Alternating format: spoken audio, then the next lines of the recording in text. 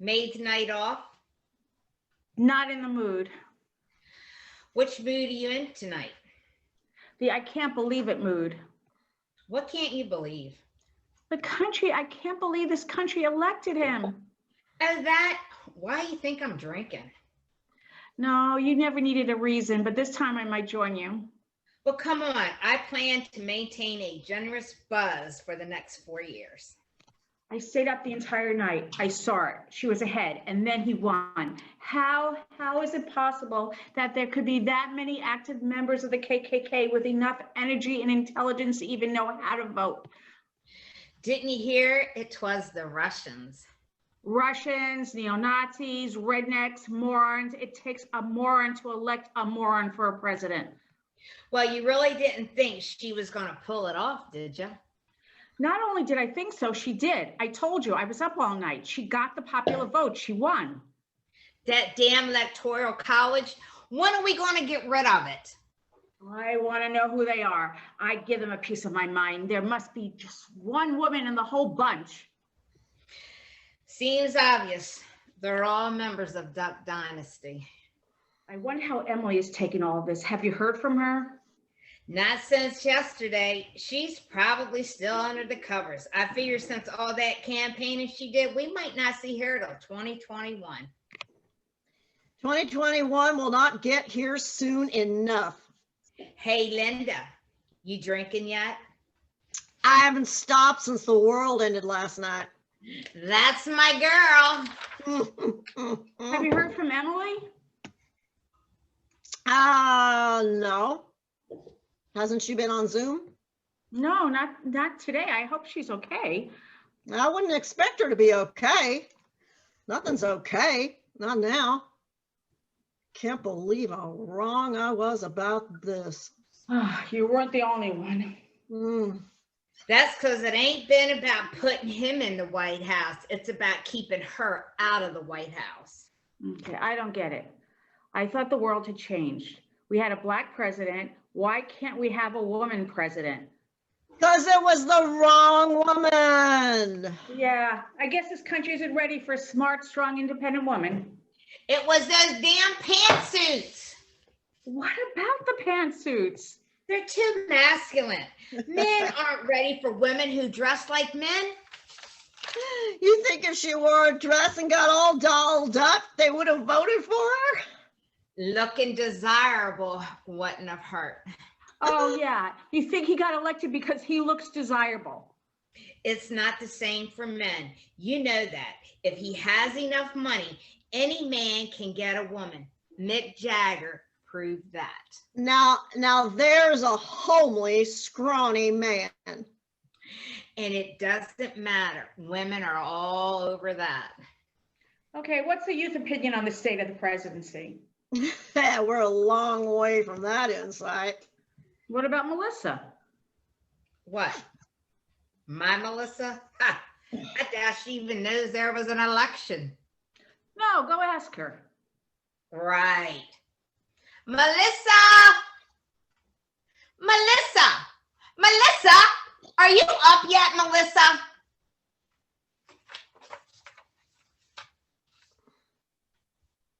Melissa!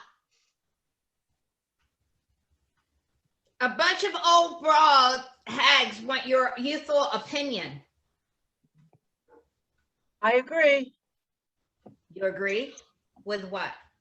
I ain't asking questions yet. With the old hag part.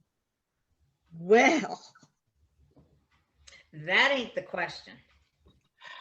What is it? Old hags ain't the question. What is? What's what? What is the question? I forgot. election! President election! Oh, yeah. These refined elderly ladies would like to know your opinion of the presidential election. Well, Melissa! What? Oh, my frigging God. It's your opinion of the friggin' presidential election. Which one? Oh my God! I think we have our answer. No, we've gotten this far. There's no turning back. What do you think of the new president? I don't think about it. Well, that certainly was worth our time. Oh no, I ain't done yet. Melissa, I know you know what's up what, and I'm as sure as hell don't want my friends thinking my daughter ain't got no opinion about the future or the future of hers. Oh, she's too young. The future is too far away. It's the I don't care generation. Give me TikTok and leave me alone. At least now we all know what happened. You can't blame us for your mess. It ain't our mess. It's this spoiled, privileged young generation that doesn't care. 53% of older voters, 65 and older, that's you guys, voted for Trump over Clinton. Whoa, tell your daughter I am not 65. And 55% of voters 18 to 29 voted for Clinton. And how do you know this? I pay attention. Oh, yeah? And there's some dishes in the sink that ain't cleaning themselves. Now, I'm out of here. Don't matter. I can still reach you. Okay, so we old folks screwed it up. Again, I am not 65. I will not take any responsibility for the next 4 years. Okay, just 4 years. Really, how much damage can a fat, balding old man do? I Moron with his finger on an atomic button. Yeah, how much damage can he do? I'll be ordering up my gin and vodka by the cases. It'll be all right. Okay, as long as we stick together, as long as we have these chats, we can survive it. Oh, I'm so sorry I got here so late, but I have not stopped celebrating. Praise the Lord.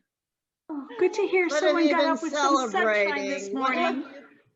What have you Oh, been wow. celebrating? Sorry. What What I've were been you saying? celebrating, I have been celebrating the new savior of our country. Wait, it's the second coming and it's on the news? Oh, of course it's on the news. I mean, it's all over the news. Praise be for us all. Anybody else hear anything about Jesus walking around? Yeah, maybe it's on the Christian Broadcast Network. I think I'm going to choose HBO or CBN. Oh, heavens no, it is not the time of the righteous. I am reveling in the coming of Trump.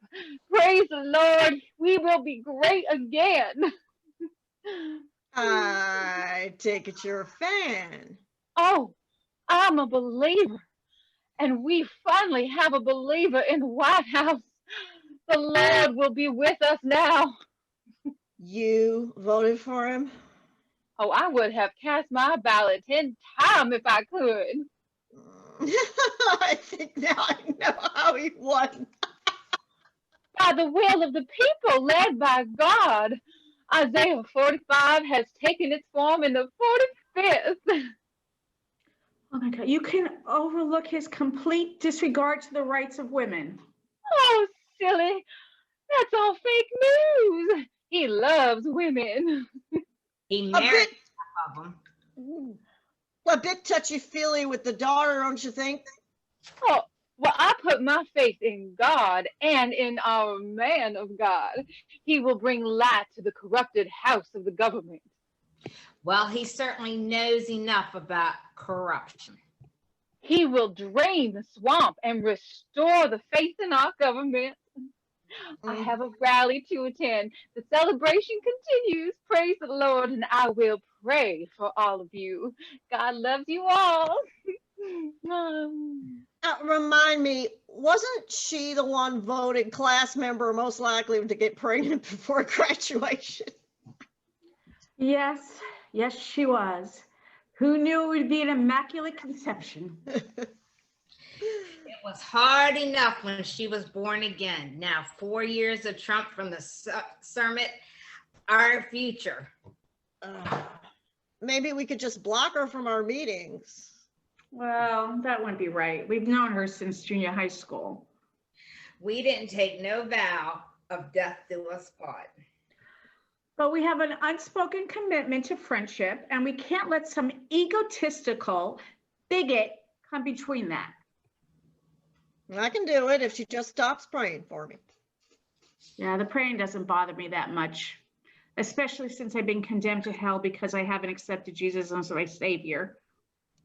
I don't know. 4 years of listening to fire and brimstone and a troll in the White House. Ah, Jazzy, can I get your booze distributor? I'll put it in the chat. It's gonna have a banner year, I'm sure of it. Mm-hmm.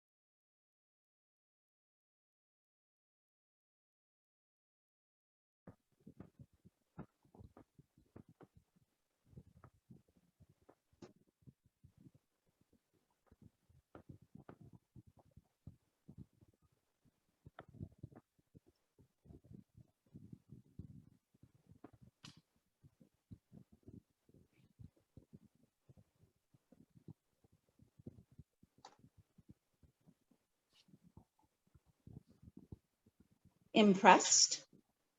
No, Well, this is the tallest hotel atrium in the country. just empty space. Helga, do you want the commission or not? I need it. I'm flat broke. Well, then show some enthusiasm Wow. and gratitude. Dane could choose a name artist from anywhere in the world. So why is he considering a nobody? You're not a nobody, Helga. You're an unknown. Like there's a difference. I believe in you. I know you do, Blair, but this corporate honcho, how will you convince him? With your model. It's brilliant. He's too fucking edgy for this place. Edgy is in. Dane likes to be at the head of a pack. He sounds horribly wolfish.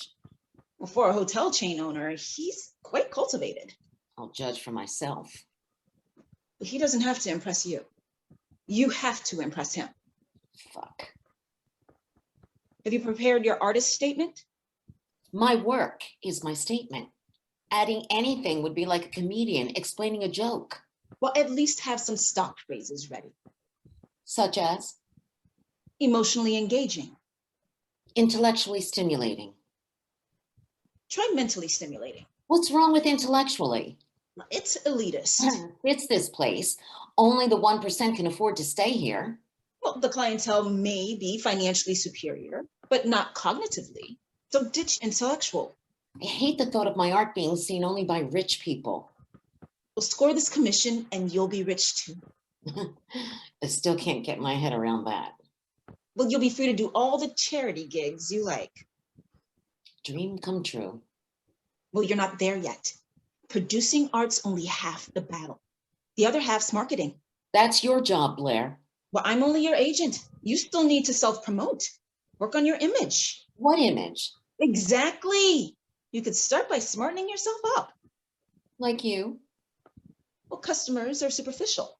A female art dealer makes more money wearing heels. They're always immaculate. Not a hair out of place. Oh, well, thank you for the compliment. It was a subtle dig. Which I chose to ignore.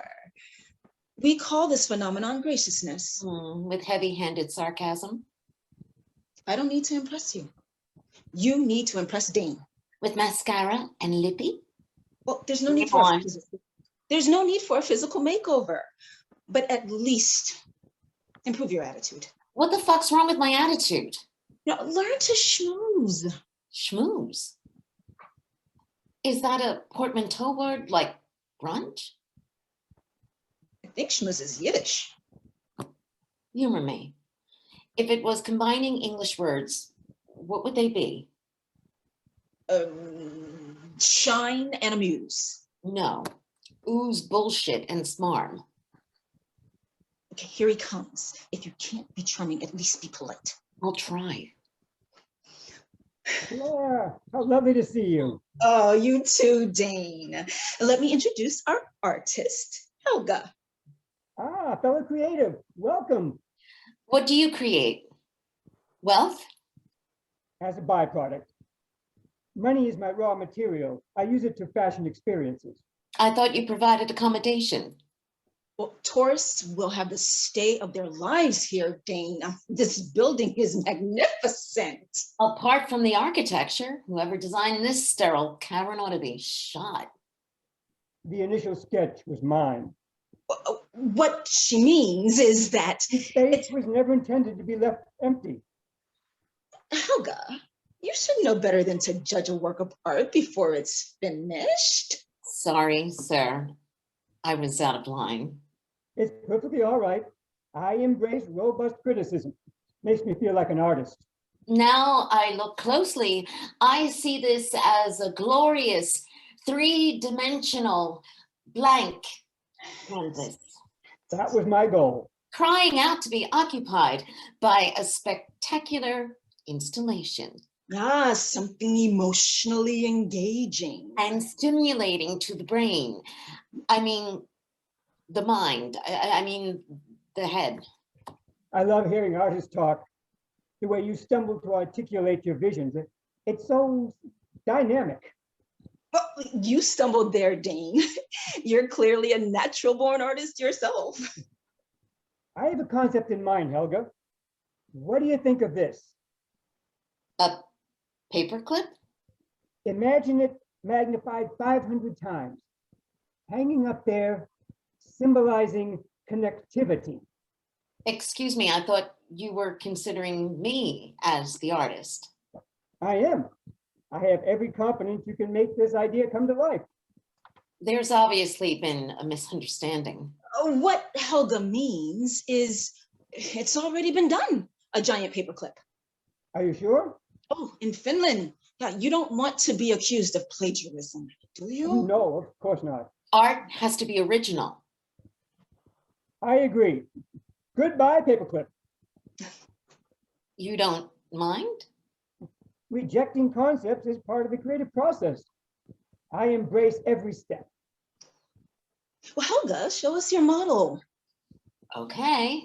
Ah, the thrill of the reveal. Now, don't freak out. Nothing shocks me. This is a maquette. What have we got here? The final Uh, version will be hugely scaled up. Let me see again. Oh, we have a bow-legged man with long fingers. Oh dear, sorry.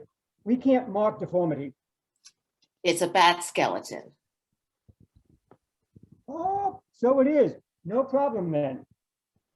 You don't find it too gruesome? Not at all. Hotels are notorious for bland paintings, boring still lifes and landscapes. Yeah, with the occasional abstract. Only if it passes the Rorschach test for inoffensiveness. Nothing even vaguely Freudian. Art should challenge norms. Push boundaries.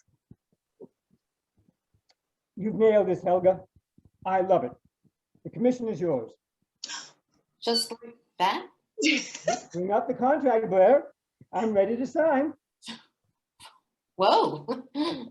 You'll receive the advance in your bank account within the hour. All right, here you go. Take your time to read it. No need for that. Such trust. I deeply touched. Don't be. My lawyers have already gone through this with a fine tooth comb. Well, I'm pleased I passed the examination. Over to you, Helga. Hope I'm not signing my soul away. You are. For fame and fortune. I'll manage. Excellent. Leave the model with me. What for? I'll send it back in a few days with a full list of my personal specifications. Specifications? Colors, materials, that sort of thing. I'm thinking flashing neon. You're joking. Dane, the artist has creative control. Absolutely. The flash rate's entirely up to you, Helga. I submitted my design. You approved it. Yes, but in the development of any project, ideas evolve. If I decide on any changes, I'll be sure to let you know. And I'll listen. I'm open to collaboration. Are you? She'll consider any suggestions within reason, in a professional manner. Won't you, Helga? Tell you what, Dane, you're an inspiration to me. This sounds promising. My vision for the project has been way too limited. Now you're talking. The skeleton doesn't go far enough. I'll install a colony of live bats up there. Live bats? Aren't they dangerous? No, we'll encourage guests to confront their fears. How's that for an experience? It's definitely cutting edge. Well, Helga, you haven't thought this through. Wild animals leave droppings. Falling on people's heads. What a sensation. There's a posh hotel in China where it rains constantly in the atrium. I read about that. People pay big money to stay there. It got rave reviews. Not just on travel websites, in prestigious art magazines too. And that place only has water. How bland. And boring. We'll have urine and feces. Well, are you two serious? A Philistine objects. Proving we're on the right track. Okay. Go ahead, Helga. I leave the project in your hands. You have my blessing. Don't you want to hear more details? Surprise me. That's what I love most about art. Mind-blowing originality. Well, Dane, Blair, ciao, Blair. If you come across any more budding geniuses, send them my way. Have you completely lost your senses? I know exactly what I'm doing. Recognition has clearly gone to your head. I'm living my dream. Of being a prima donna? No, of shitting all over the rich.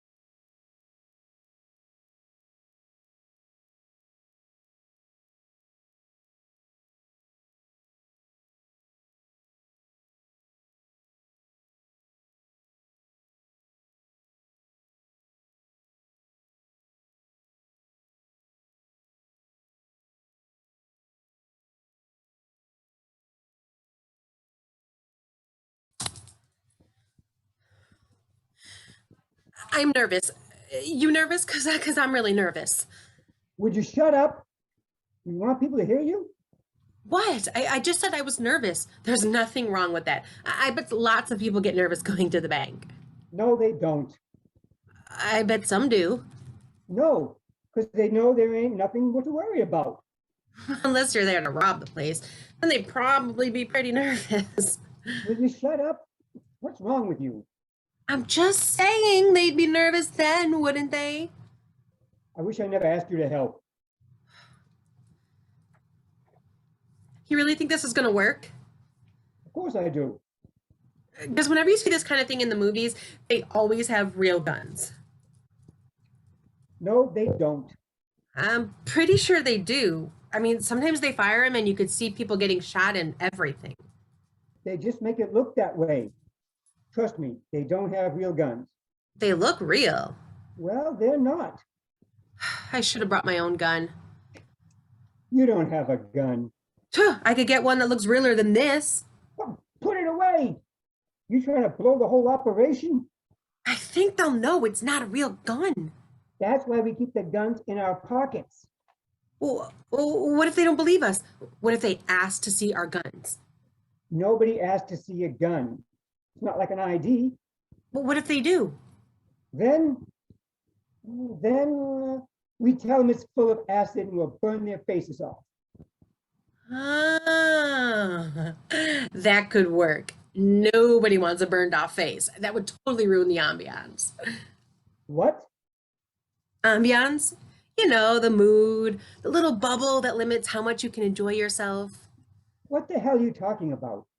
You never heard of something ruining the atmosphere? Atmosphere? Right, the atmosphere. That's the little bubble I'm talking about.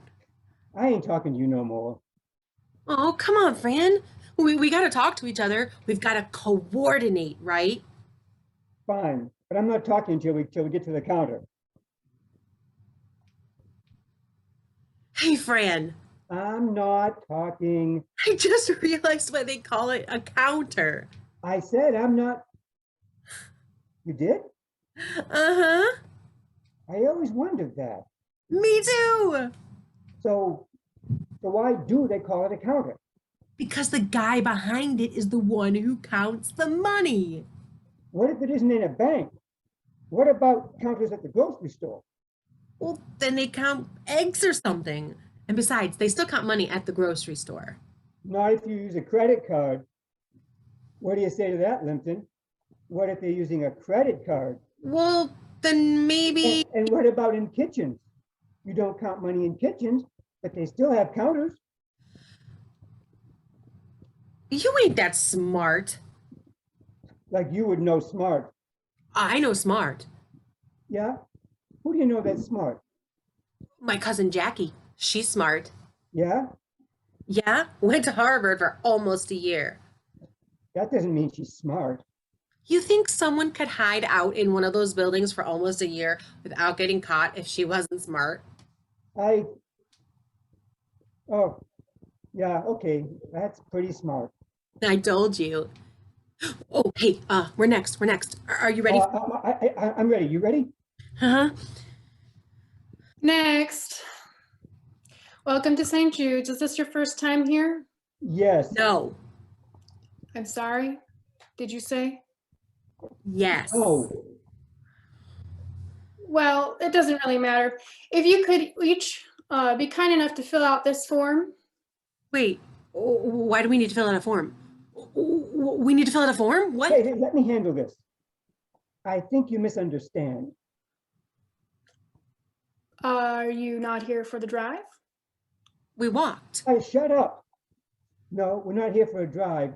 We're robbing the place. You know what that means, right? You're robbing a blood bank? That's right. And we got guns, so don't try nothing. Fran. Hey, Fran. Don't use my real name, you moron. Sorry. Hey, Flam. What's a blood bank? It's a bank. That's just the first name. St. Jude's Blood. It's a Bible thing. Like they used to have back in the day, they used to use St. Jude's blood for money back in those days. They did? Yeah, absolutely. I think you. Hey, we're talking here. We got the guns. We interrupt you, you don't interrupt us. Okay, go ahead. I think there's been a misunderstanding. This is a division of St. Jude's Hospital. We don't have a. Hey, we wasn't born yesterday. Don't try to talk all fancy. We know you got money here. It's a bank. Right. Okay. You're right. Look, I'm not supposed to tell you this, but we don't keep the money here. We have a secret facility where we store all the money. I knew it. You're not lying, are you? Because I got a gun. No, no lie. I swear. Prove it. All right. I could tell you where the money is, but you have to promise not to say that I told you. I could get in big trouble. All right, fine. We promise. Where's the money? There's a building on 14th Street. It's right behind the public library and the Dunkin' Donuts. Hey, what are you pulling here? That's the police station. It only looks like a police station. The bank built it like that so nobody would suspect that that's where the vault is. Really? Now, here's what you do. When you go inside, go up to the teller in front. They'll pretend like they're a policeman. But the bank's protocol is that they... Wait, what's a promo call? Protocol. It means... Never mind. The bank won't risk anyone's life in the case of a robbery, so you just tell the teller that you're there to... Wait. Is that why they call them a teller? Because you tell them stuff? Sure. So I bet this is a counter because you count the money, right? Sure.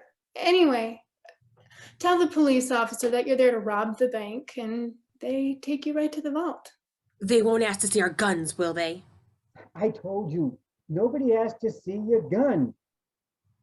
They don't, right? No.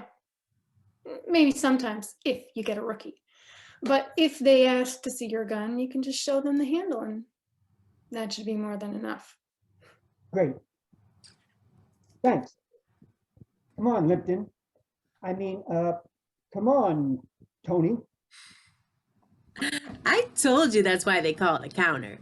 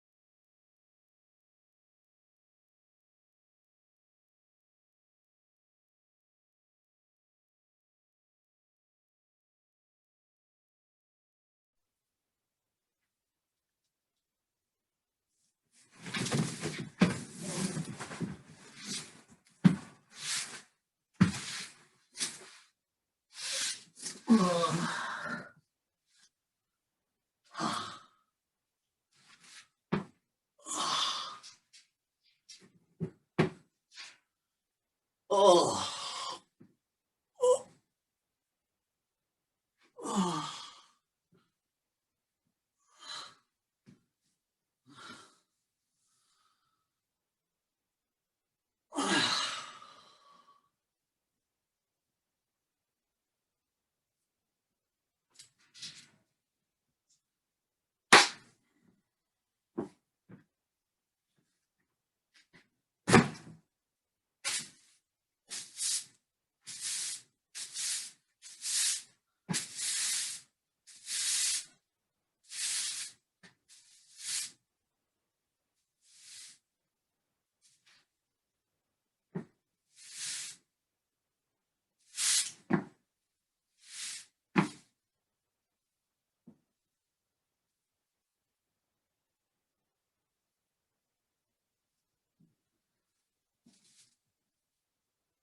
Had I known I was going to have guests, I would have taken more time to present myself. It's not that I don't enjoy entertaining. It's just that I prefer to have more time to be properly dressed.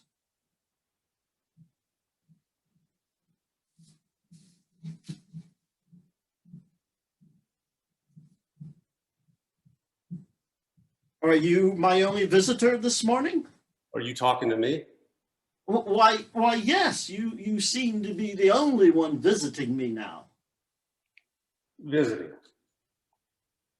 It's not, I do enjoy entertaining guests on my front porch. It's just that there's usually more notice, a card, a letter, a phone call, some semblance of protocol and etiquette. Porch. I mean, it's a bench. I may have been only a bench in the past, but with certain improvements, I have transformed it into the front porch of my humble abode. Look, it's a public bench in a public park, paid for by the hardworking taxpayers of this city. Actually, this bench was donated, as you can see by the dedication on the placard. Donated to the city of Houston with kind regards from Charlotte Harrington Foundation. Okay, donated, but it's still a public bench. Well, all things were in public domain at one time or another, until someone took possession of it for their own. Historically, in this country, many people were granted deeds of land simply by putting improvements upon them. Are you familiar with the story of Johnny Appleseed? Like the guy who went around planting apple trees? Yes, that is the myth of Johnny Appleseed, that he went around planting trees for the benefit of the environment and to provide a nutritious meal for his community. Yeah. But in actuality, he was planting apple orchards to claim the land for himself. When John Chapman died, that was his real name, he possessed over 12,000 acres of prime real estate. And exactly how many of these apple trees have you planted? It does not have to be trees. As you can see, I have added living quarters to the backside of this bench. And in so doing so, I claim possession of this land as my own. This land that you deem public as a visitor from my front porch. Hey, look, if you want me to leave, I'll leave. There's plenty of other porches in the public domain. No, I do not wish you to leave. I enjoy entertaining company at my home. It's just that I'm embarrassed that I was not properly dressed for it. But after all, you are here. Let us make the best of it. If you but give me one moment, I shall return more properly presented.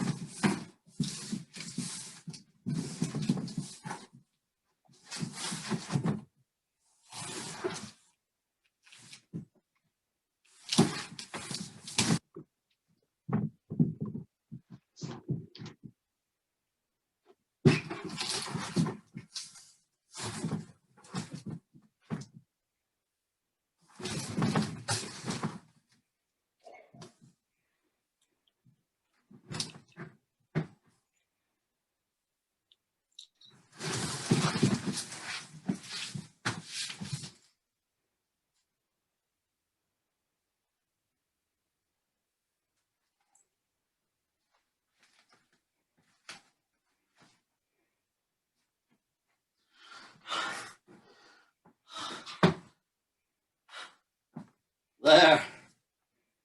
I feel much better. I do hope you forgive me for not being properly dressed when we first met. Oh, yeah, you really didn't have to go to all that trouble. Nonsense! The foundation of society would crumble if not for the proper observation of protocol and social standards, as to which we have not been properly introduced. Now me, my name is Terrence Finnegan.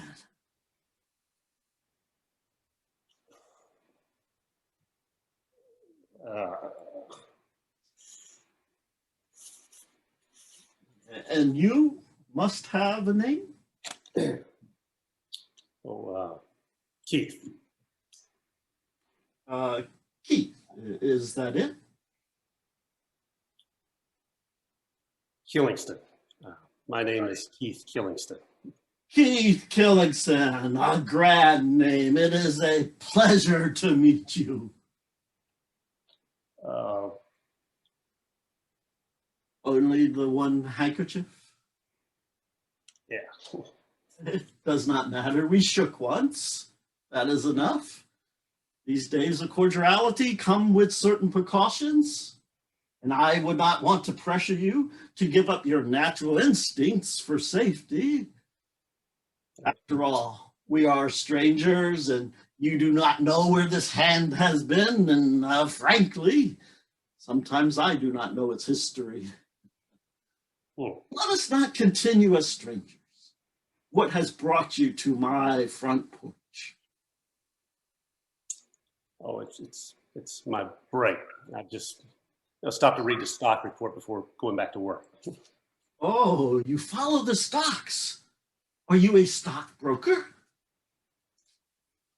No, not exactly. I'm a commodity marketer, specializing in natural gas products and systems. We're an international company. Ah, yes. There are far more opportunities in business these days than when I was in the corporate world. You were in business. Oh, why, yes. Have you ever heard of Amalgamated Tennessee Tobacco? Sorry, no. So wait, what did you do for them? Well, not for them, for me. I was the president and CEO. You were the president? Why, yes. Does that seem so inconceivable? Well, I mean, it just doesn't seem like you don't look like the corporate type, that's all. It is a failing of youth not to see beyond the cover. I assure you, I am more than these tattered clothes and soiled remnants.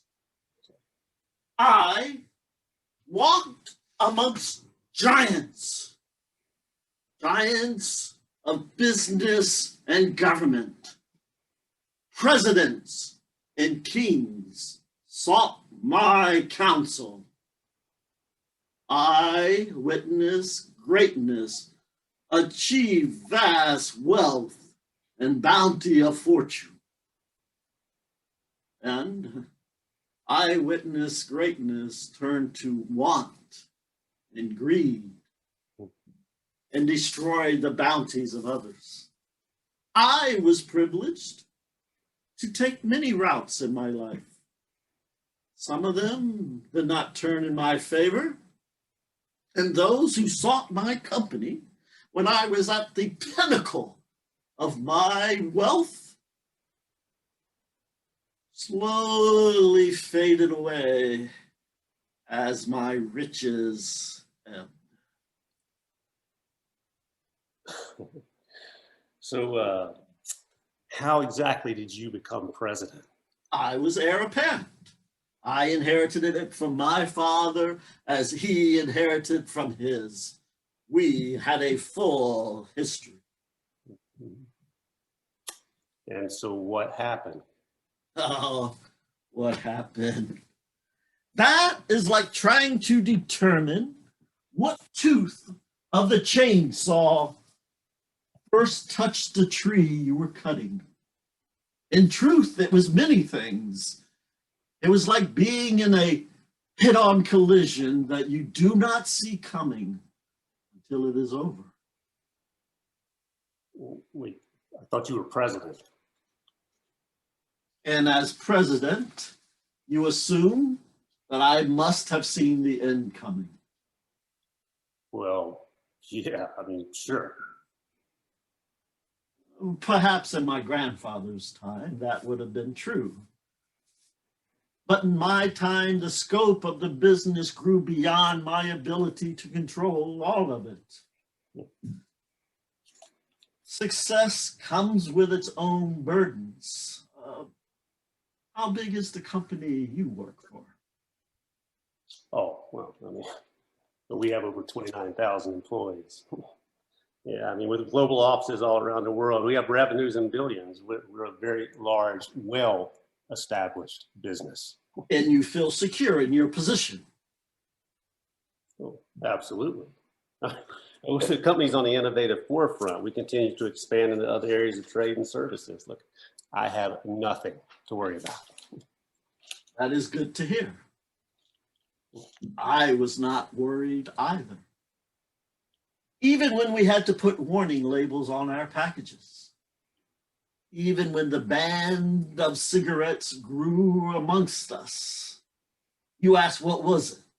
How did it happen? It happened slowly. Ironically, it was like a cancer that consumed our entire business. Well, you know, you were in a business that was killing your own customers, so there's that. An unfortunate reality of modern information.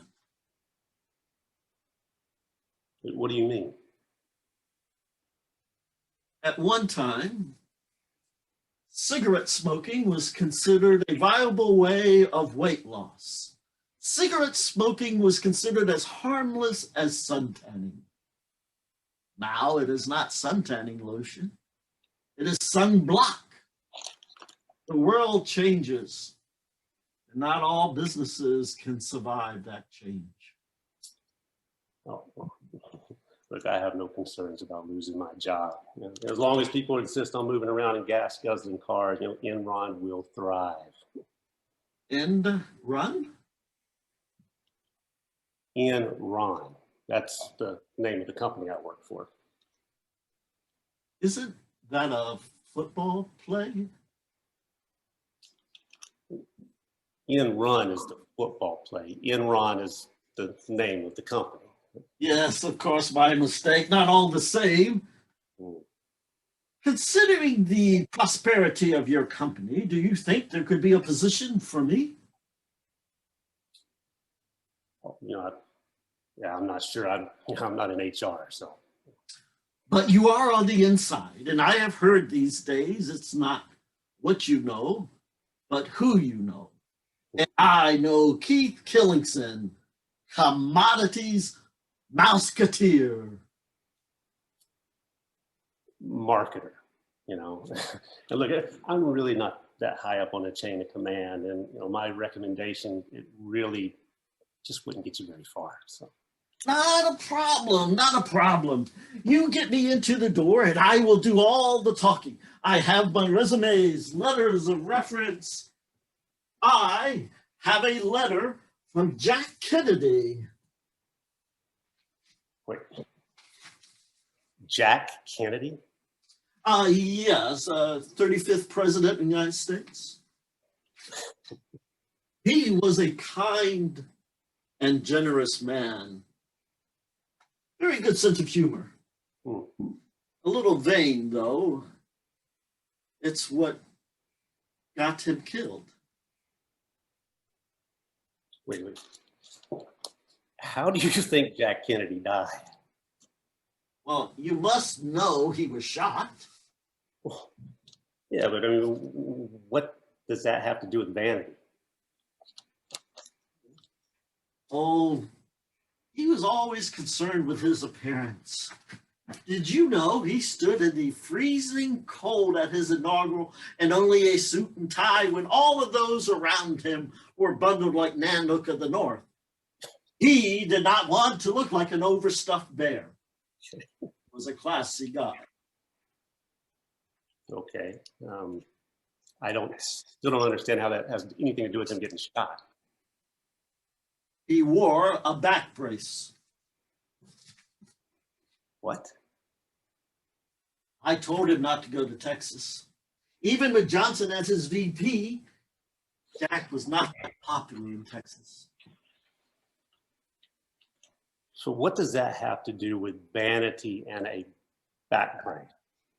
Jack was a war veteran. He knew, he injured his back when his PTO boat went down. So he was a veteran. How did that get him shot in Texas? Because of his injury, he had a slight slouch. He wore a back brace to keep his back straight and erect. How did that cause his death?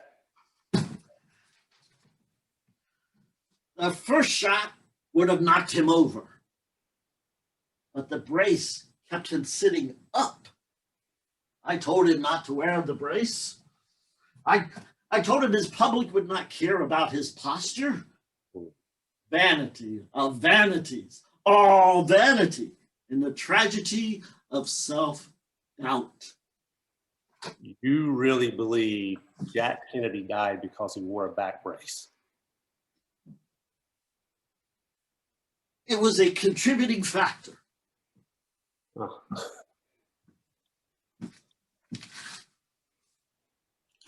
So did you find what you were looking for? No, I did not. I think it must be at my summer house, but you said you could not help me anyway. Oh, no, I'm afraid not. No. As I said, I'm not high up on the food chain, and the truth is, I really don't have any friends in HR. So perhaps you should make some effort to cultivate those friendships. You may need them in the future. You never know what will happen with Enron. Enron. It's Enron. Oh, yes, we covered that. I'm sorry. Yeah. Hey, look, I'm sorry I can't help you. But I tell you what, hey, you know what? Here, I got a couple of bucks. I mean, it's not much, but. Did I ask you for a handout? Well, no, but if you don't want it, Even though it's not necessary, I accept it so that you can feel better. You don't happen to have a spare cigarette, do you? No, I don't. Don't smoke. Your generation is just another tooth on the chainsaw of my misfortunes. I'm sorry things didn't work out for you. It has not been a completely tragic life. I'm still not how certain it will all end. The winds may blow again in my favor. Every turn of the weather vane propels me in new directions with unforeseen opportunities. I take your leave and say adieu.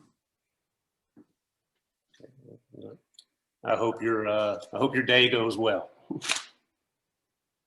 I said adieu. That means goodbye. Yeah, I know. Goodbye and have a nice day. As much as I have enjoyed your company, and I do wish to have more visits, you need only to give my notice, and I will contact my secretary, and my secretary will contact you. But as I say, I must now say goodbye. Yes. I will have my secretary call your secretary. I'm sorry. Maybe it's a generation thing. Perhaps I was not clear that my residents do not really, it's not really equipped for overnight guests. All right. Okay. Yeah. I guess I should leave. It would be the customary thing to do. I need to lock up and secure the property. I do not possess a spare guest key. What? I should be getting back to work anyway. I would hate to be the cause of my company collapsing. I hope you have continued prosperity. However, take my advice. Pursue joy over wealth. Then whatever comes your way, you will benefit from it.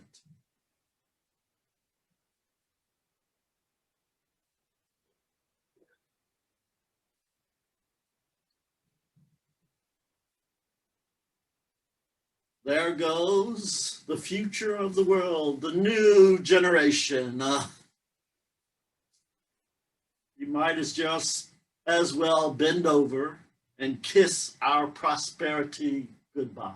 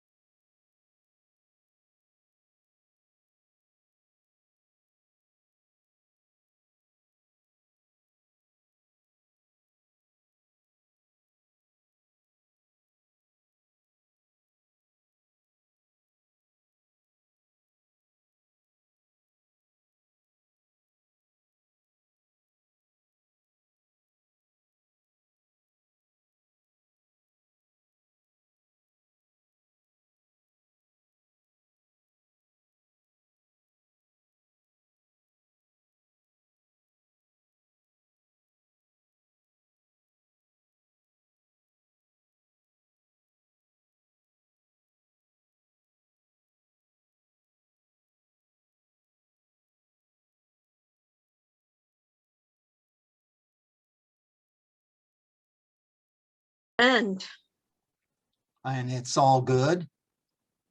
you want my honest opinion? But stick to the facts, Greer. Is there any resemblance between her script and yours? Mercifully not. Oh, that's a relief. For me, but think what you're losing. A chance to sue Hollywood? Global publicity. I hate disputes. Call yourself an agent. Planning ahead. This'll open doors. We're gonna be buddies with Shannon Drake. Big deal.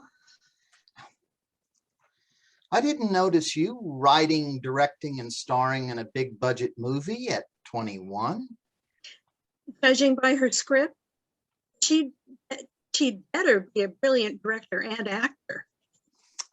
Greer, will you please be polite and respectful? Don't worry, I can act. That's what I'm afraid of.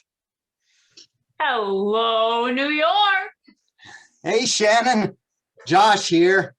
Hiya, Josh. I just remembered the time diff. Sorry for making the appointment so late. Oh, no problem. We're theater people, used to working evenings. Here in the film world, we rely on daylight. They say sunshine is the best disinfectant. Not that anything needs. Let me introduce Greer Evans. Greer! This is such a thrill. I'm like, whoa, a huge fan. Excuse me, I'm new to this video calling thing. Should I look at the camera or the screen? The screen's fine. But surely you're looking directly at the camera. Yeah, to make you feel like we're making eye contact. Even though we aren't. We're all in the illusion business.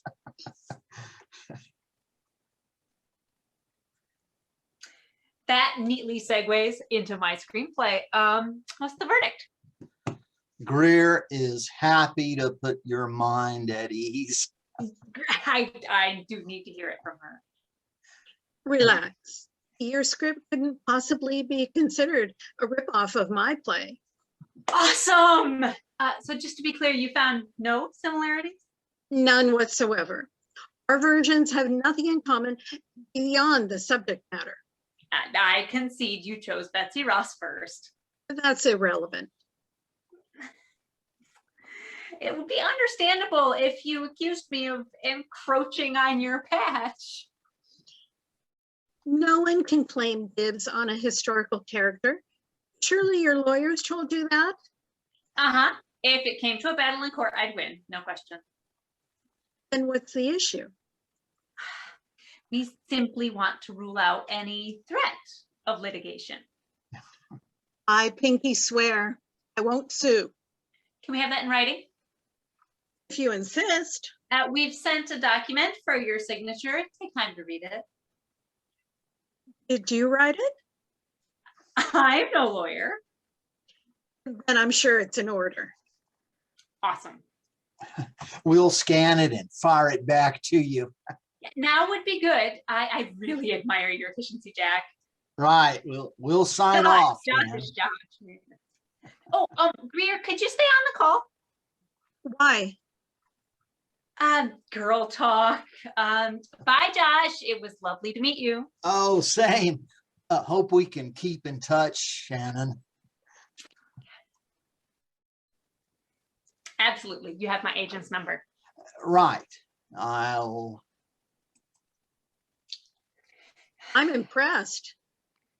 This is way cozier, just us creatives. What would you like to discuss? First, find my screenplay in the shared folder. Hold on. It's my intellectual property. All right, I'm looking. It shouldn't take long. Yeah, he seems organized. Another illusion. I can't risk my script getting out. I understand perfectly. If it was leaked online, it could impact the box office. Oh, here we are. Press delete.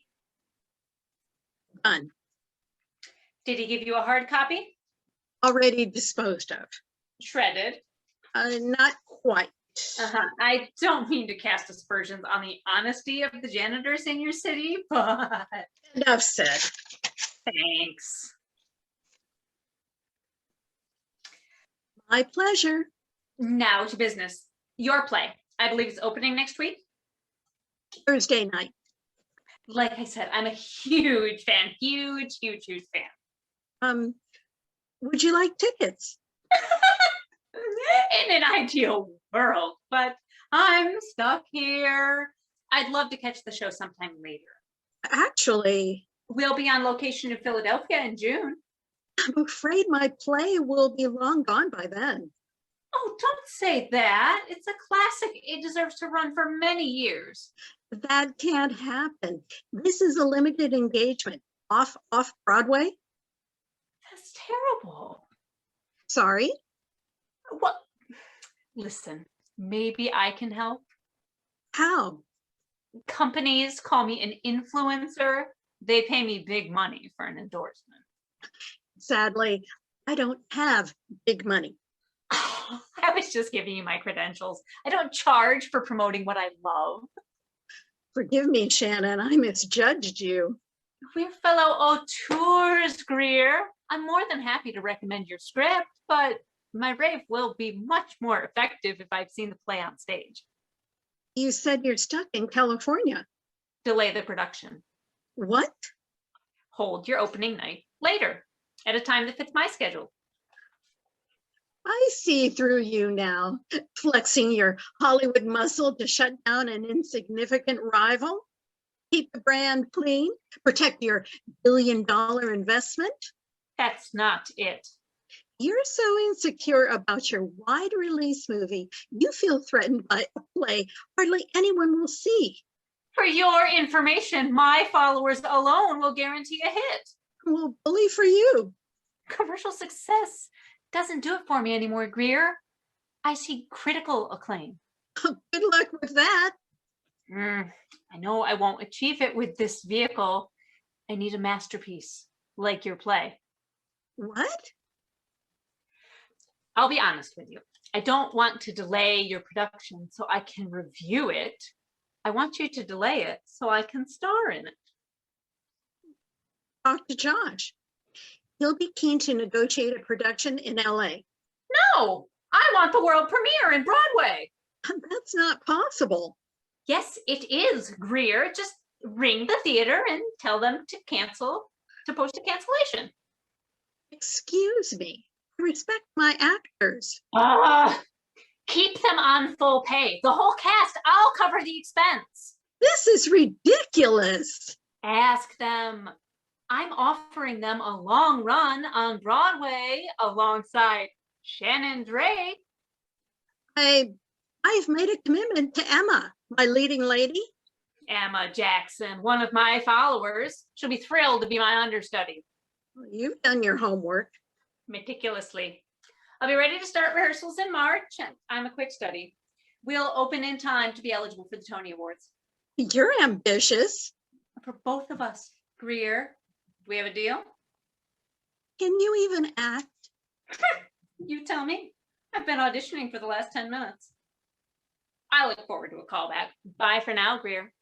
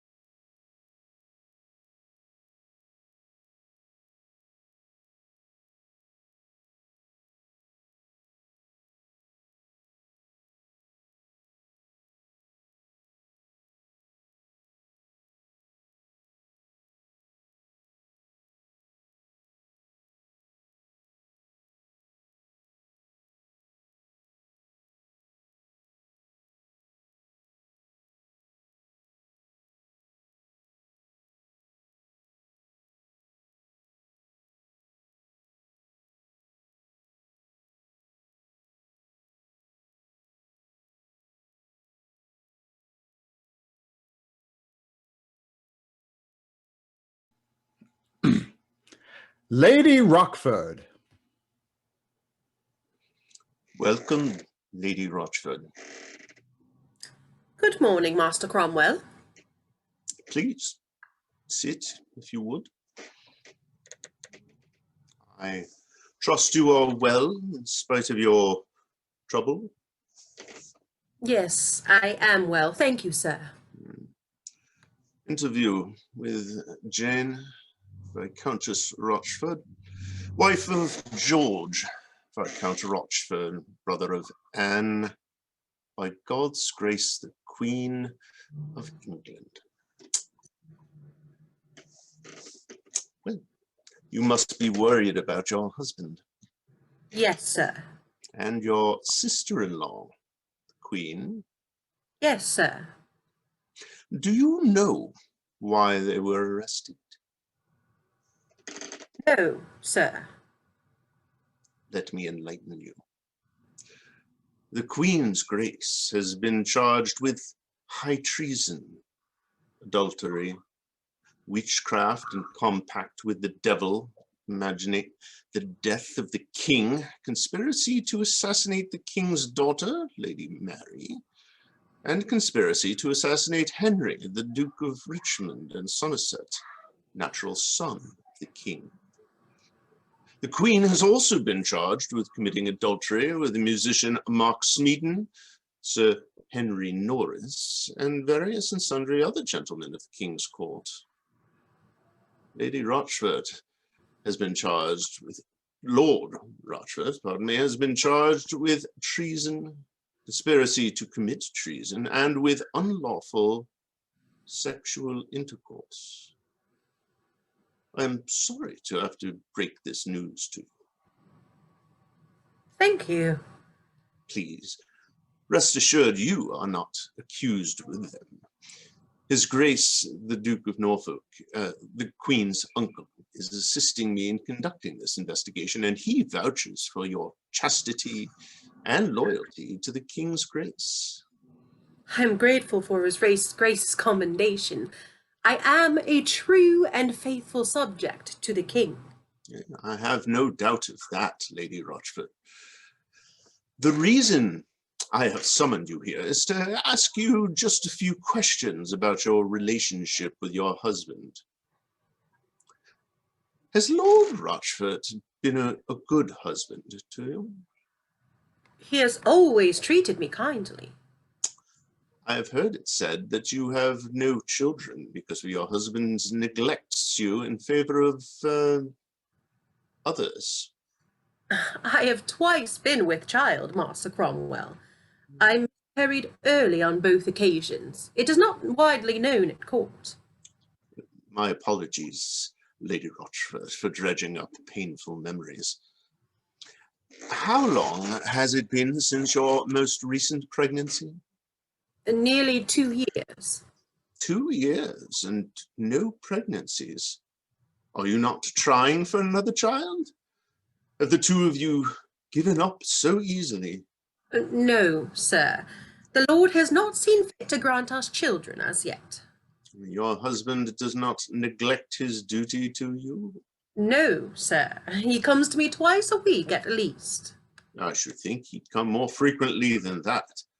You are a beautiful woman, if you will forgive my frankness. Thank you for the compliment. But we are no longer newlyweds. I know few women who are 8 years married whose husbands come to them more than that. My lord husband is in service to the king, and at times his duties take him far from home.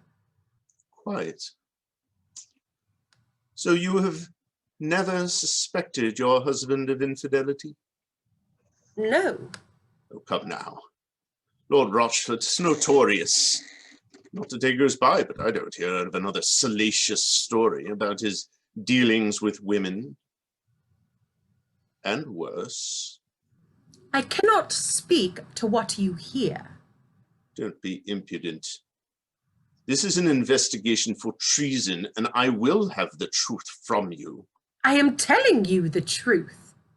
You have never quarreled with his lordship about his affairs. You have never grumbled to the Queen's ladies or to the Queen herself about his neglect of you. I may have reported a quarrel when I was in low spirits. What wife does not? So you admit you and Lord Rochford have quarreled? It was nothing serious.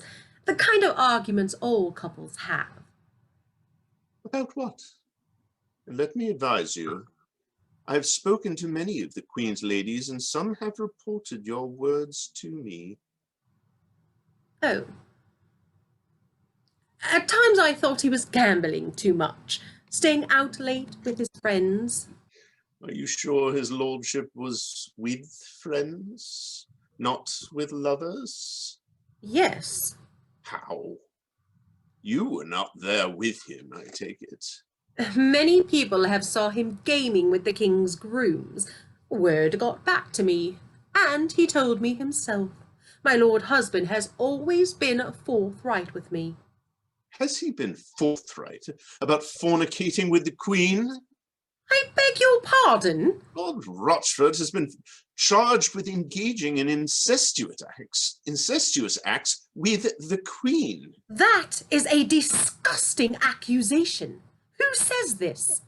We have it from my lady, the Countess of Worcester, a most honest and truthful noblewoman. Lizzie Brown said that. I'm sorry, Lady Worcester. You know her well enough for such familiarity? Then you know of her excellent character. I thought I knew her character, but not now. No one of any sense would entertain such a notion, let alone repeat it. The king believes the truth of it.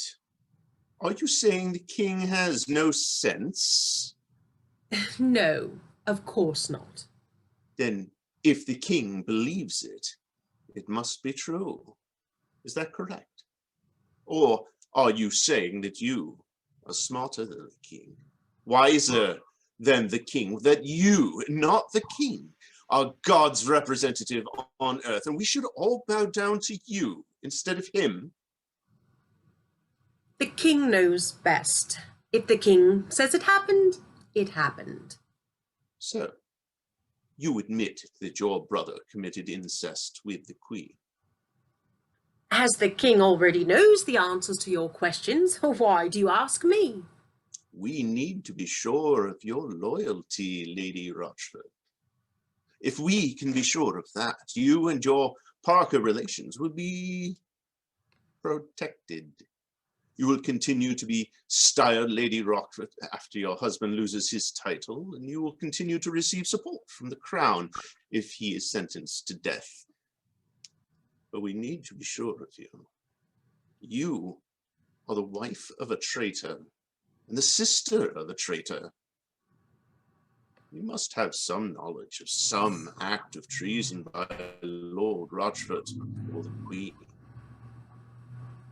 If you share nothing, I can only conclude that your loyalty is to them and not to the king. Give me something, Lady Rochford, and you have nothing to fear. Otherwise, there is room on the block for your head as well as the Lord. I know nothing improper between my lord husband and the Queen's grace. Then what do you know? Shall I sign this warrant for your arrest as well? The only thing that could possibly... My lord husband repeated something that should never have been said. What did he repeat to you? He told me that the Queen's grace told him that the king is unmanned. He told me that she said that the king has neither skill nor potency in his relations with his wife.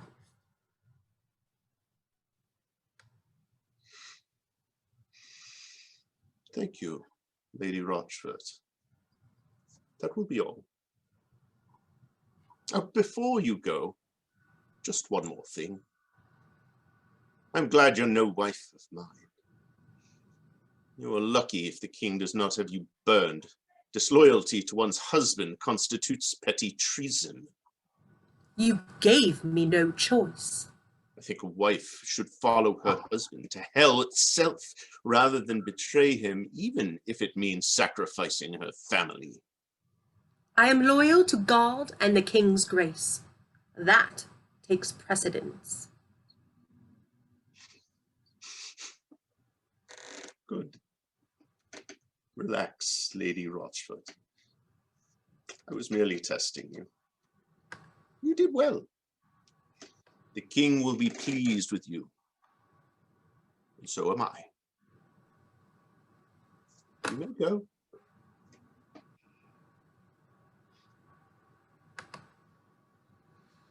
Bid. Lady Worcester, sir. Send her in.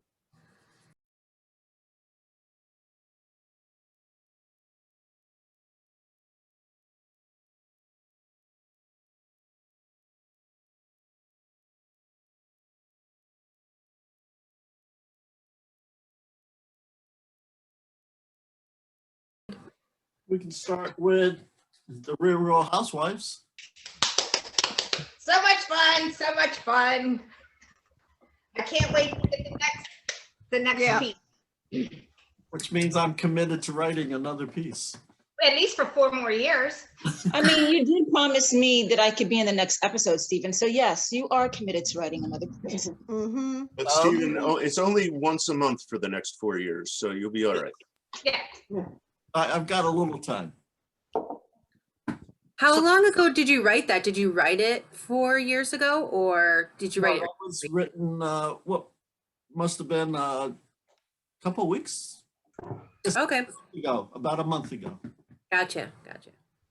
So what did everybody who saw it think of the first one? Very funny, very good. Great characters. I Well thought, played. thank you. You guys I love definitely look like you were having fun with it. So yeah. Yeah. We did want, originally, Melissa's part was written for Jackie's daughter. But again, like I said, she had to start working on Sundays, so she couldn't make it. So we had to find someone else to play the part. And that was, where is she? Did she leave? She's gone. Ah, too bad. Okay. Yep. Stephen, I sent you a message. Hillary said she had to leave and thank you very much. Oh, okay, great. Thank you. I wanted to ask one question. I didn't think of this when I first read the script. Did Zoom exist in 2016? Yes, it did. Zoom did precede. I mean, it wasn't invented with the pandemic, but I was wondering if it was around in 2016. Been around since 2009. Yeah. Wow. Okay. Really? Then we're safe. It's Good. just that everybody uses Skype like a verb, and they have for so long. And so it was like in our ecosystem, everybody was like Skyping all the time when they did a video call. Even Google, before the one they have now, had a different version of their video call that people just weren't using. The default was for everyone to go to Skype. So I'm glad that Zoom got its, lift up, because I like it better as a platform personally. Yeah, I never really did Skype. I do Facebook, like the video calling. Same here. Same here. I love Facebook Messenger. It's so simple. Hey, Bud, one of the things that us girls was talking about was that maybe for some of the upcoming scenes, that since we've lived through it, like maybe you could get like some input from like our real feelings. Like I know you know mine, basically without asking. But that was just an idea we kind of threw out.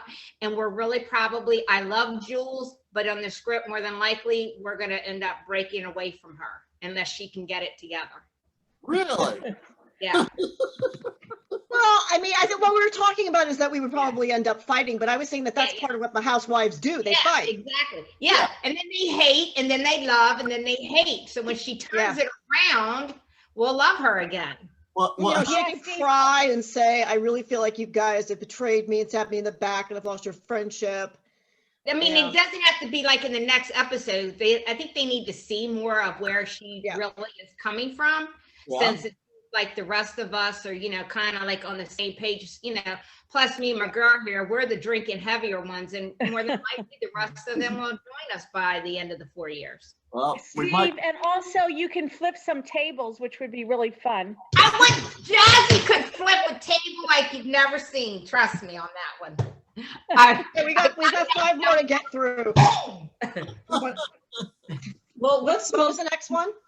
what's more interesting, really quickly on Housewives, I think what's more interesting and can lend itself to more comedy is if people don't necessarily come around to the same viewpoint. I mean, especially if this is patterned after those housewife shows that are out there.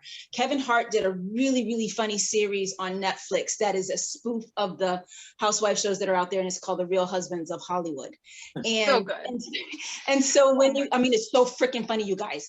And so not only is it, I think, funnier and more interesting if Jules' character doesn't come around to where everyone else is, but also even if within those sets of characters who seem right now to have the same feeling, there starts to be some dissension based on like why they like a specific politician more than the other. I mean, we see that in real politics anyway. Yeah. And heightening it for the comedy, I think, would be really, really, really fun. Just my 2 cents. All right. Yeah, I mean, if you don't have any conflict with the characters, it would get old pretty fast. You have to have some kind of So you conflict. gotta fight and bicker and curse and do whatever you gotta do. Throw some glasses, something. But you can also have it where one character is like kind of like, well, she's our friend, whatever, we'll let her, and then is a little bit more, and then some of the other characters are more like, fuck her, like people are more willing to accept her than others. And I think we kind of had that because Yeah, we Rose did, yeah. character was sort Just of kinda- like, she's kind of like the more motherly. It's like, oh no, we can't, put her aside because we've been friends for, so. Yeah. And You guys, I actually have another reading. I'm so sorry I have to go. Okay, Jules, thanks for coming. Wonderful job, everyone. Seriously, Yeah, it you're was awesome. a delight. Jules, you were great, girl. I loved you in that role. Thank you very much. You're Have a so good week, funny. guys. Have a good month. We'll talk soon, yeah. So we cannot do it without Jules' character. Oh, absolutely not. Yeah. She's hysterical. I love it. Okay. Bye, guys. Thank you. Bye. Bye. I also have to go actually, so. Yeah, let's try to keep this going and get as Bye. many of these talked about as possible before everybody leaves. Well, thanks, Kathleen, for coming. Thank you, Kathleen. Kathleen. Thank you too. Thank you, bye. So the next one we Thank you did so much, Kathleen. It was wonderful having you in the piece. Thank you. Thank you for letting me be part of it, yeah. It was fun, I liked it. That's nice. I'll see you guys soon. How About Those Bats from Rex McGregor. It was a really fun piece. Yeah. I I liked love the how, last line. It was a nice unexpected quality of the money guy actually going along with the crazy artistic ideas, Yeah. and they didn't expect him to, and he did, and yeah. So, Rex, it seemed like both of yours today had something to do with the artist's choice. Yeah. Yeah, I didn't actually think of that as a theme. The way they both got in is that Sean wanted to be in Stage Fight Screen. I said, oh, I've got another script where I've got a part that would be great for you. So it was from that point of view that getting her to play Blair, but I can see there is a link, both looking at artists in a way. Yeah. And this was one of those, this Helga one was one of those scripts that was resulted from a prompt from a theatre where they asked for a play written about featuring a bat skeleton. So when I first saw that, I thought, oh my goodness, how can I get a bat skeleton into a play? So I just thought of art and went with it. Yeah, that's I nuts. enjoyed the characters. I really liked the characters a lot. Great casting too. Yeah. So yeah, I laughed. And the important thing to note is when I say I laughed a lot at this, I read it like, what was it, Rex? Like 2 weeks ago? Yeah, a few weeks ago, yeah. It's not been that long since I actually read this before, and it's still a great piece. I love it. That's quite a compliment. Thanks, Ja. Thank you. Thanks for having me, and sorry for the technical difficulties. But we managed to get through without any freezing, so it was good. That's good. Yeah, there's some downsides to Zoom occasionally. Mm. There was a lot It of was fun. very- The ladies made it easy, and the good writing made it easy. A lot of fun with it. Thank you, ladies. Okay, Yeah, let's- it was a lot of fun to be in, and I'm glad that Rex had that available for us. Now I can say I worked with Rex. Now I'm part of Rex's group. Okay. That's right, you are. Okay. And I For don't know those if of you who everybody don't- knows this, but Rex is coming from New Zealand, right? Yes. Ah, Yeah, okay. so people don't know, it's just about 1 o'clock on Monday afternoon here, so we're here. Holy cow, that's wow. Yeah. It's such a big time difference. So how's my day gonna go tomorrow, Rex? Am I gonna have a good day? Let's get asked about. Who's gonna That's win like the basketball 20 game? hours ahead. Who's gonna This win is the also basketball the game? second, this is the second time I've seen Jeff today. That's right. A couple of hours ago, we had another reading. And in between those two readings, I've been off to a reading of a monologue in London. And before that, I was in Paris. So this has been my busiest Zoom day ever. We had, 5 readings so far, and it's only 1 o'clock in the afternoon. Oh my gosh. He's like I think Rex is like the theater equivalent of Kevin Bacon. Like, how many connections? Yes, Rex? that is Oh my right. God. Yeah, yeah. 6 degrees of Rex McGregor. Absolutely. For those of you who don't know, this was most of like none of you would know. I don't even know why the hell I started it like that, but Chuck knows. Maria and I first met working with Rex on a play last year where I was the director and she was one of the 2 actors in it. So for us to get to work with him again this time and then to add Chuck, yeah, he's definitely the 6 degrees guy. He is our Kevin Bacon of Zoom theater, you know. If you can do a Rex play. I've seen him in Philadelphia and then in Florida. Nice. Jet setting on Zoom. So the next one was with the atmosphere. Yeah, Within the the robbery. atmosphere. So hilarious. Going to a blood bank. Yeah, that was, you know, it's too bad in a way that we have to turn down our Zooms because you don't get the audience laughing and stuff like that. And I was like cracking up. Yeah, unfortunately, we get a lot of other background noises that we don't. Yeah. That's unfortunate. We'll have to come up with some canned laughing, I guess, or Ha ha ha ha. Yeah. build it down. We can turn on the mic just as we laugh and then turn it off. There's got to be a solution to that somehow. That's a good We idea. Figure it out. Yeah, yeah. So, So Jeff, have you had readings where the audience was sort of applauding and the audience could hear the audience applauding? yeah. Which do you prefer? Well, I think Both Stephen and Jeff. Yeah. I think in a play, it's hearing the audience reacting. I wouldn't want to hear it in a movie theater, but Yeah. It kind of almost makes it like you're watching a film scene instead of a play when there's no audience, like laughter and The response. thing too is because of Zoom being how it is, there would be a lot of overlap cutting out possible dialogue if we can hear the actor, if we can hear the audience laugh, because that happens between 2 actors when they speak at the same time. So Yeah. Yeah. Would have to be like a live sitcom where the characters stop talking while the audience laughs. Yeah.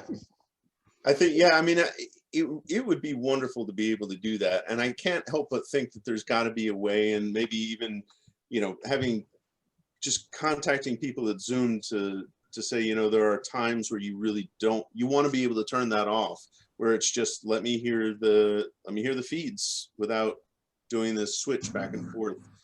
But I don't know that, as it stands, I don't know how to do that without obscuring. That's the real problem. yeah, you would have. Yeah, I think delay is always going to be an issue. Yeah. Yeah. Okay. But But it was that fun. feedback A lot was of fun. what make it, you know. So, Jeff, where did the blood bank ideal come from? I'm part of a small group, a really small group in our local county that took to writing each month, sending out a prompt, and just not as a competition or anything like that. Just, hey, if you want to write something, here's a prompt. And in February's was 2 bank robbers. And it was relatively pretty, you know, just straight out of that.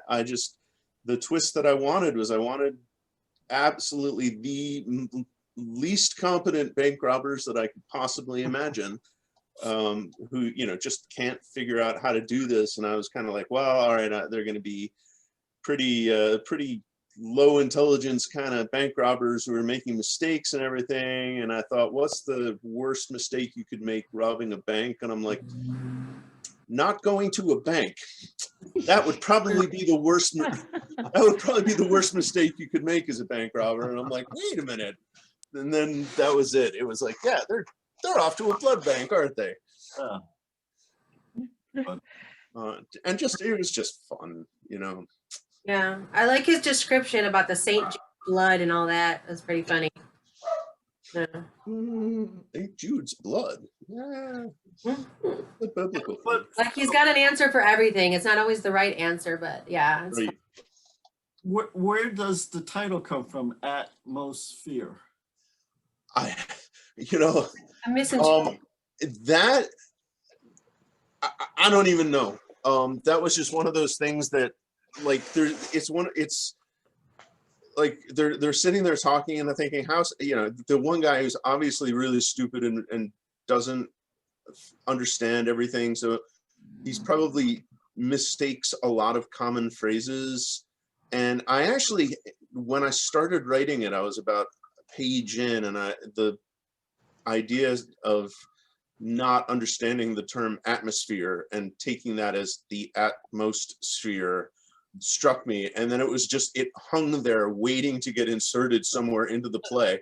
And it really was, it was like you could feel that joke waiting, and the play is going along, and it got to this point, and the play was like, all right, I'm ready for it now. And went click.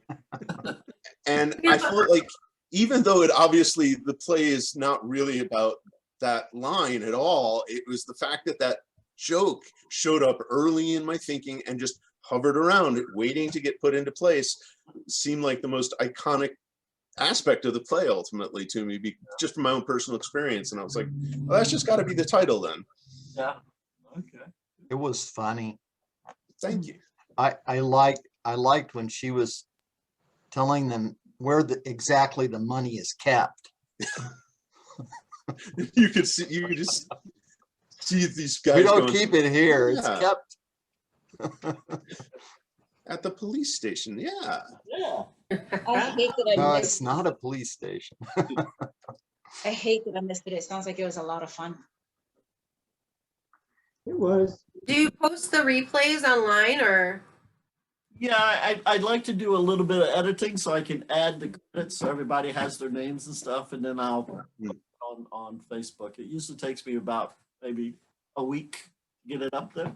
Gotcha. Yeah, I don't need the K in my name, by the way. That's just for Facebook. I'm just Megan Francis. Okay, great. And Mary, with your name, I keep seeing it's either. No, see, that's just the way I am on Facebook, because I don't want people to find me if they're looking for me. Same. That's why I added the K at the end of mine. Right. I don't want people looking at Mary Benedict and finding me on Facebook, because I know from having worked in law offices that, you can get like if you become a juror, they investigate, they start spying on your social media. And if you're looking for a job, they look at your social media and they look at everything that you've ever written. And I think, well, if I want to be able to speak freely and say what I think, and you know what I mean, maybe I don't want the whole world to know. So that's why I'm absolutely anonymous on Twitter, and I'm semi-anonymous on Facebook.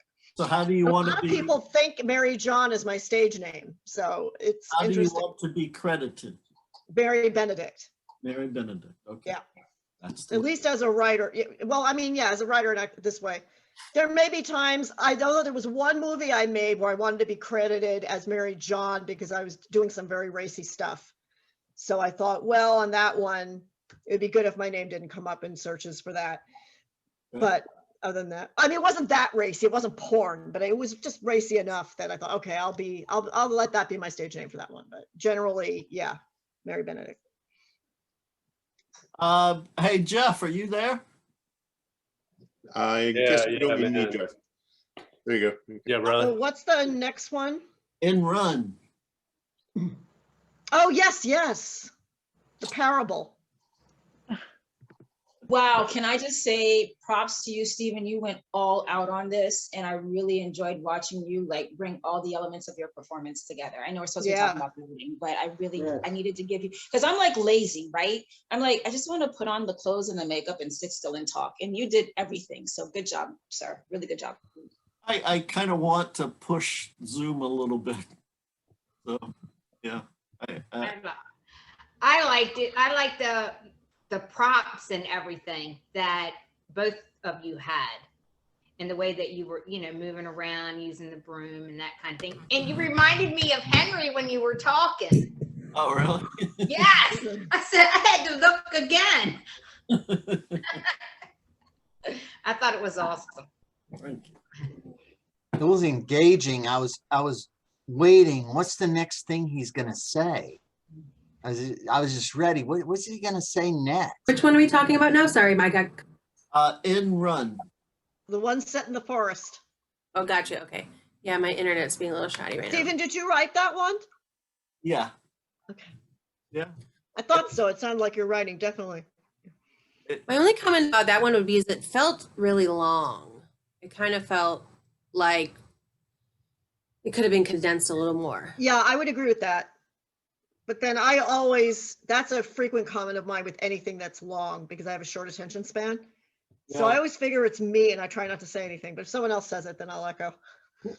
Yeah, Jeff and I talked about that. And, it was maybe the ideal of me trying to speed up my dialogue, but that wasn't too easy for me to do. There may be something in there, maybe cutting out the Johnny Appleseed part. I'm not sure. Maybe cutting down a little bit of the John Kennedy. But it's kind of based loosely when my first year in college, I was sent out to do photographing of people, and I was in the park, and I met a guy. I don't know if he was homeless or not, but he started talking about his relationship with Jacqueline Onassis. Oh. So it just kind of stuck in my head, the idea, hey, what if he really did know her? Or, what he's telling me is the truth and how much of it isn't the truth. So. Yeah, interesting. Yeah, I would, if y'all don't mind me stepping in, because this is my first time here, and I appreciate y'all having me, and thanks for Stephen for inviting me in. But I wanted to say, I am a huge Stephen Olson fan, just so you know. I mean, I've been reading his writing for a while. We've acted together, and I think his writing is so clever. A little long this time. The dialogue was a little long, but I can see what was the guy's character. But funny as hell. And but I love the community you guys have got. I love everything y'all are doing. Keep doing it. Zoom, we'll all be back here in the real world again, doing this together, but just let's artists keep thriving. Just keep thriving. Yeah. Jeff, are you from North Carolina? I am from North Carolina. How the hell are you from that? I'm from North Carolina. Oh, you hear a little something you're familiar with? A little something, boy. And it's thinned down a lot, you know that. Which part? I all over. I was actually born in Tennessee, but I grew up there. But I signed my enlistment papers at 17 in Lumberton, North Carolina, 30 miles south from Fayetteville. Yeah. Gotcha. Charlotte. Charlotte. Yeah. Oh, I had Hickory. I had family in Charlotte. Yeah. All over the place. Good deal. Cool. And Jeff and I met on the set of The French Cowboy. Oh, yes. Never seen. Oh. I told you, you contacted me recently and said they're going to have a premiere. And my attorney will contact him. Now, is the next one the play versus the movie? It is Stage Fight Screen. Yeah. Gregor's up again. Really good. I don't think the actors are here. Paul's here. Paul, you were in it, right? Yeah. Yeah. Oh, okay. Okay, that's right. You were in the beginning. Right. That was really good. Yeah, I can't comment on that one. I unfortunately missed a good chunk of that one. It was I'm in love with that play. I'm in love with that play, and I still want to play Shannon at some point. Like it's such a great piece, Rex. The way that you develop characters, they're so specific every time. So specific every time. And I was so disappointed when you said you already had actors for that one. So like I got the big curly hair for it. Get me in there as Shannon, because I love that piece. Yeah. Yeah. Yeah, this was the fastest casting I've ever had. I mean, sometimes it takes ages to get actors together, but this happened within half an hour. Those three actors, they just said yes, yes, yes, just like that. It was wonderful, very crisp, great characters, great ending, and very well done. Thanks. I enjoyed doing it, and it was the characters were very, very distinctly drawn. Yeah. I felt like I knew those people, and it was almost like a devil trying to get someone to sell their soul, you know? And I kept wondering, is she going to do it? Is she going to do it? You know, and then to kind of keep it ambiguous at the end, I like that. It's like, you don't know. Right. It's like there's a part 2 coming. Yeah. I also like the way that Paul's character was just kind of pushed out of the. Poor Yeah. Josh. The sleazy go-between sort of stuff. And you were ready to say yes to anything. Oh yeah. Where do I sign? Oh, yeah. So Rex, thanks for bringing this in. I guess I wanted to say one more thing about Stephen and Jeff's piece. No, I liked that think- Stephen was at a completely different tempo than Jeff was. It was some of it was it- showed Yeah, that I one think guy Jimmy- is living in the fast lane, and Stephen was, you know, in a different world. Yeah. Mm-hmm. I liked the different pace they both had. And I like to do that a lot when I'm writing characters, have them have very distinct different voices so that they're completely different characters. So yeah, thank you. And then I guess the next one was the one I wrote. Yes. Yes. So did you write that? Did that come from something else? I wrote it about a piece about a time in history. Okay. So, and I wrote it about the woman known generally in history as Jane Rochford, the famous kind of romantic historical fiction writer Philippa Gregory calls her Jane Boleyn, but that's because Boleyn is a famous name. But because she was a viscountess, then she would never be known by her last name. She'd be known by her title. So anyway, but if anyone here reads Philippa Gregory, it's Jane Boleyn in her world. Anyway, Jane Rochford has been considered by history to be a really evil person. And she's had one defender who's written a biography of her. I think she's way more ambiguous than history has said. I don't think she necessarily had to have been a bad person. She was a survivor in an extremely dysfunctional, tyrannical court. And she was a lady in waiting under 5 queens, and she was executed with the 5th queen. And she had a role in the role in the downfall of Anne Boleyn, and then later the 4th queen, who was divorced, Anne of Cleves. But I don't think that she was in a position to be held responsible for it. What happened to her husband? Her husband was executed. George Rochford was one of the 5 men executed for adultery with Anne Boleyn. He was her brother, and one of the charges against her was that she was having an affair with her brother. And he also was accused of being a rapist, a homosexual, and just having sex with every woman that moved. Generally, how much of that is true, nobody knows. And now nobody knows. But yeah. So what I did was I came from the point of view, what if she and George had a happy marriage, or at least got along? What if she didn't? It was, some people think, well, she testified against Anne Boleyn and George out of malice, out of jealousy, because she knew George was having sex with Anne Boleyn, or she suspected it. And then so people will say, well, she was the one who gave the evidence that George and Anne Boleyn were having an affair, but actually it wasn't her.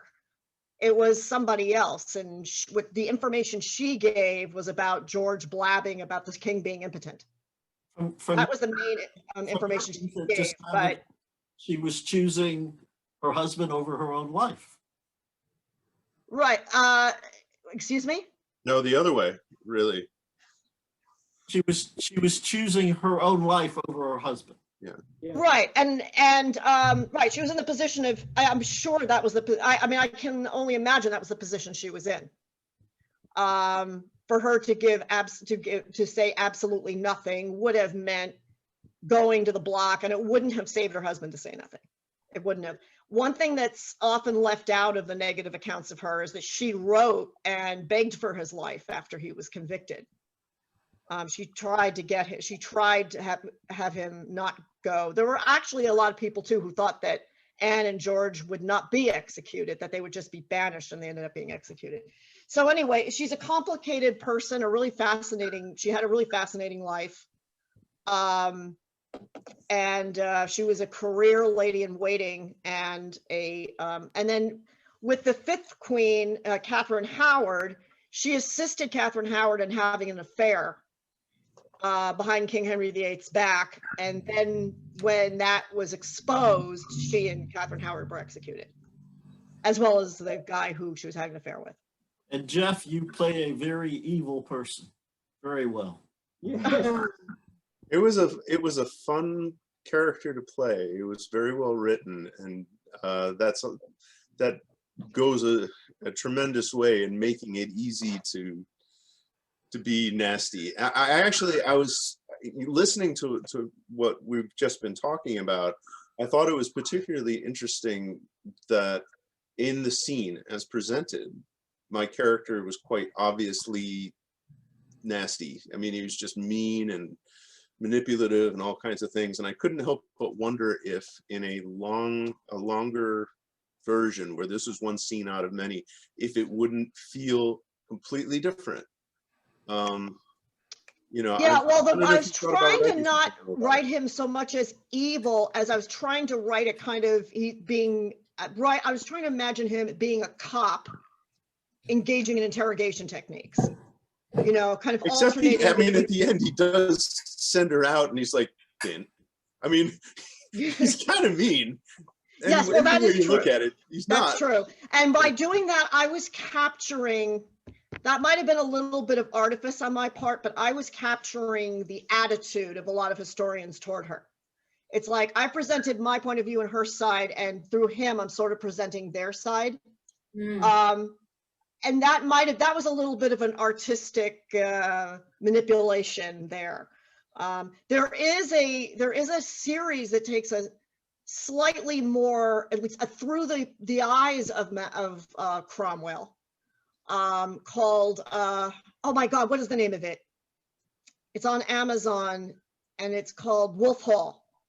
It's a mini series called Wolf Hall about the investigation of Anne Boleyn, and it's through the eyes of Cromwell, so he's more sympathetically presented. And in that, Jane Rochford is a nut and evil and malicious and all the things that are generally thought about her.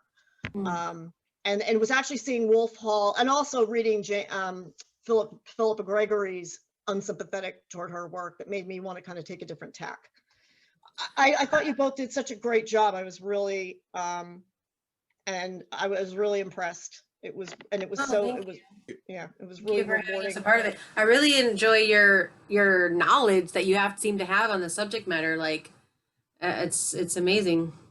Yeah, before I wrote this scene, I made sure I could find as much history as I could, because I didn't want to just base it on the historical fiction that I'd seen and read. I also wanted to make sure how much evidence is there that she actually said, yeah, the Queen Anne and her brother, you know, and my husband had an affair.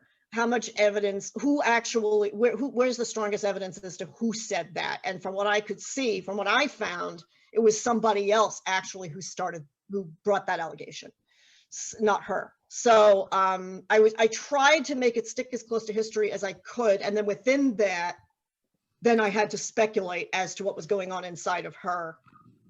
you know, and what was going on in the marriage, the things that history can't tell us.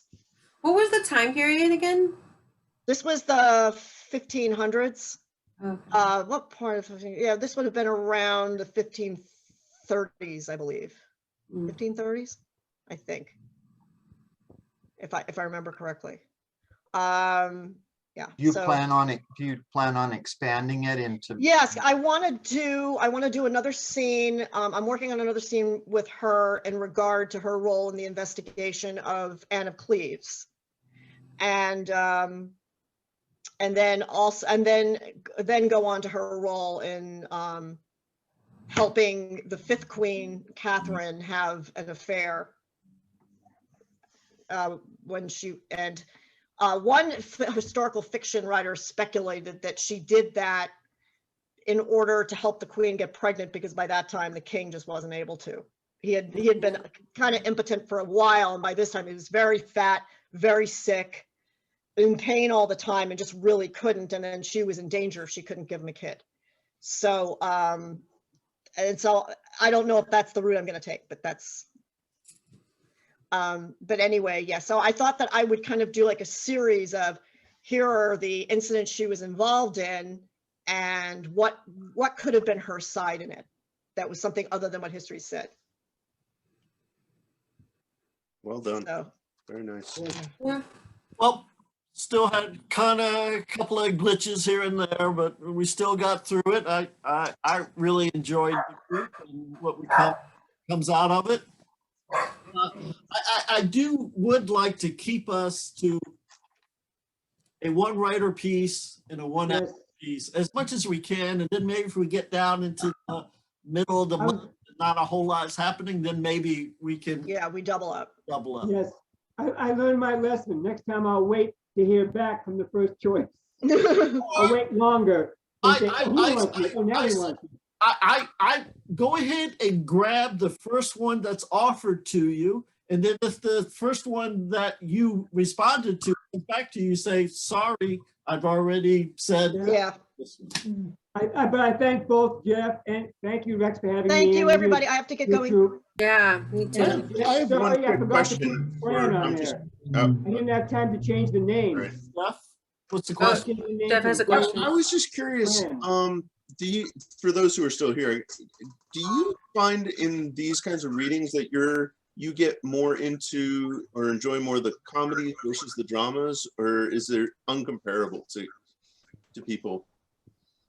It just seems to me that we have a tendency to go comedy more than drama. I was noticing that, and that's why I was curious, because we did have some drama, obviously, and it depends on well, it depends on a lot of factors. I mean, it depends on the writing, the directing. Like, I don't mind a dramatic piece if I can really be into it. And I'm like, oh, wow, I'm like, you know, but if it's something that's just like, you know, dramatic, but like, there's nothing that's drawing me in, then I'm kind of like, okay, when's the next one? Right. You know what I mean? Like, you don't want to, because comedy definitely tends to keep you a little more engaged than drama. But if there's a good drama that's really like, I can really get into, then I enjoy drama. And I think we have the actors here who can pull off some good drama. So certainly, yeah, no problem. Jeff? What's It's that? good to have the variety too, as an audience. Yeah. You want to bring in? I'm sorry, say again, Stephen? Do you have a dramatic piece you want to bring in? Oh yeah, I mean, I guess that's right. I've only done the comedies here. No, I have lots of dramatic pieces. Maybe I'll do. Oh no! The first one, the one I did in February was drama. Right. Yeah. That's what I was going to say, Jeff. The one you wrote about the letter. Oh yeah. That you weren't going to open. Yeah. I loved that. Thank you. I loved it.